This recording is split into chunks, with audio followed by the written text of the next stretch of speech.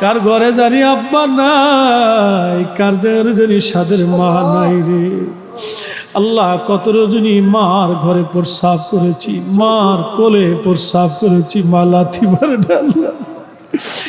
এই বুকের মধ্যে জড়িয়ে ধরে মা বার চুমা খাইয়া আদর করে কলিজার ভিতরে লুকিয়ে রাখছে মা জননী।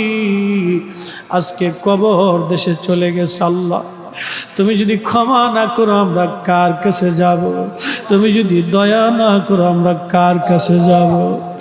এলাহি মাহফিলের খাতিরে আমাদের বাবা মার কবরগুলি জান্নাতের বাগান বানায় দাও। রব্বি রহমহুমা কামা রব্বায়ানি সগীরা বলছো তুমি কুরআনে।